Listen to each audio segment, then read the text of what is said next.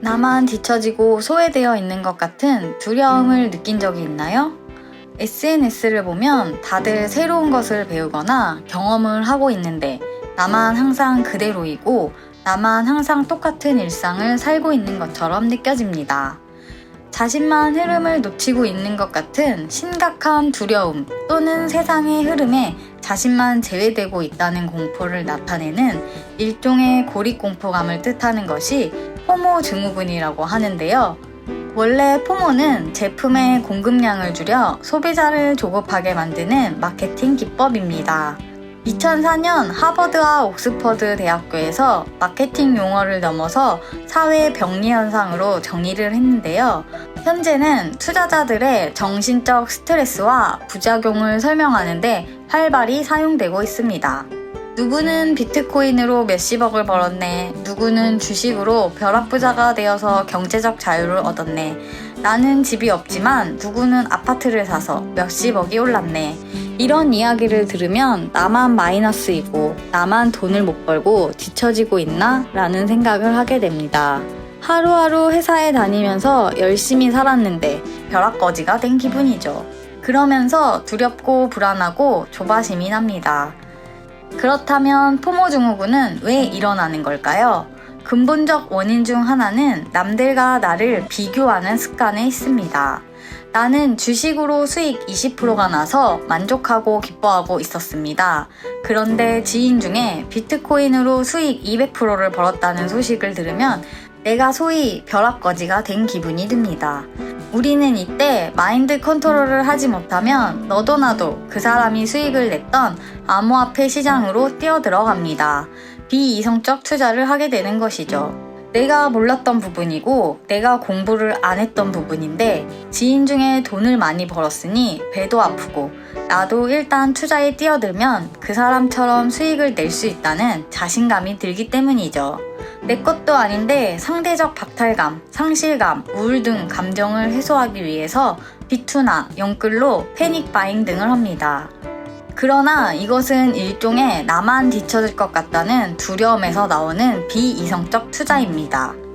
포모 증후군 자가 진단 리스트가 있는데요. 5가지 중에 몇 개가 해당되는지 체크해보세요. SNS에 친구들이 새롭게 배우거나 경험한다는 소식들이 올라오면 마음이 불안하다. 친구들보다 내가 더 먼저 새롭고 기발한 정보를 공유해야 마음이 편하다. 유명인이나 인기 있는 사람과는 무조건 친구를 맺고 소식을 공유하려 한다. 사회적인 관계, 인맥 때문에 주말 등 쉬는 날에도 자주 SNS를 확인한다. 좋은 것을 보고 먹을 때는 반드시 사진을 찍어 SNS에 올린다. 이 중 여러분은 몇 가지가 해당되나요? 포모 증후군은 심할 경우 신체적, 정신적으로도 큰 영향을 미쳐 두려움, 불안감과 함께 우울증을 불러일으킬 수 있습니다. 중요한 건 내가 중심을 잡고 내 삶을 주도적으로 이끌어야 한다는 점입니다. 그렇다면 이런 포모 증후군을 극복하는 방법은 어떤 것들이 있을까요? 포모 증후군 극복 방법 2가지에 대해 알아보겠습니다. 첫 번째, 비교 금지. 나는 나, 너는 너. 남들과 나를 비교하기 시작하면 불안의 시작입니다. 나의 자산은 그대로이거나 조금 더 나아졌음에도 불구하고 남이 훨씬 큰 돈을 벌었다는 소리를 들으면 상대적 박탈감을 느끼는 기분이 들지요. 남들과 비교를 하기 시작하면 끝이 없습니다. 그들은 그들이고 나는 나입니다. 누구에게나 결핍은 있습니다. SNS의 인플루언서들은 일상이 완벽해 보이지만 그들에게도 결핍은 있습니다. 단편적인 정보들만 보고 다른 사람을 부러워할 이유가 전혀 없다는 것이죠.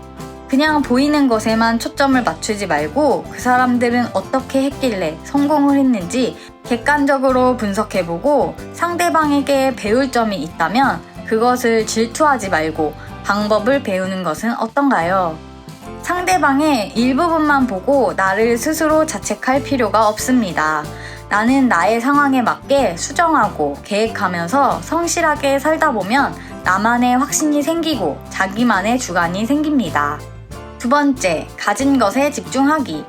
포모를 느낄 때 당신이 소외된 일에 억울함을 느끼지 말고 가진 것에 감사하는 건 어떨까요? 하루하루 감사일기를 쓰는 것도 일종의 방법입니다. 내게 없는 것보다는 현재 내가 가진 것이 무엇인지 살펴보고 나는 얼마나 행복한 삶을 사는지 살펴보는 것이죠. 오늘 하루 있었던 일 중에 감사한 일을 작성해보면 자신의 인생 속에 숨겨진 행복을 발견하고 누군가에게 사랑받고 있다는 느낌이 듭니다. 감사일기를 쓰면 스트레스는 적게 받고 행복감은 훨씬 더 많이 느끼니 마음도 건강해집니다. 소외된 일에 불안감, 두려움을 느끼지 말고 지금 이 순간에 집중하는 즐거움을 느껴보세요.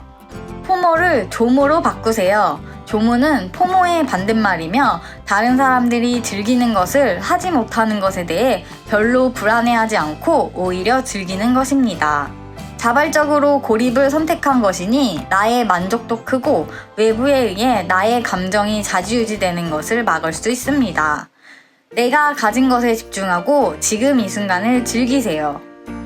나만 소외된 것 같다고 불안해하지 말고 내가 원하는 것이 무엇인지 명확히 파악해야 합니다. 나를 파악하면 타인의 시선으로부터 자유로워지고 남들보다 뒤처진다는 생각도 들지 않아 불안한 마음과 두려움이 없어집니다. 기준을 남한테 맞추지 말고 나한테 맞춰서 생활을 해보세요. 오늘도 시청해주신 구독자분들 정말 감사합니다. 다음번에는 더 좋은 영상으로 찾아뵐게요. 이번 영상이 좋았다면 좋아요와 구독 부탁드립니다.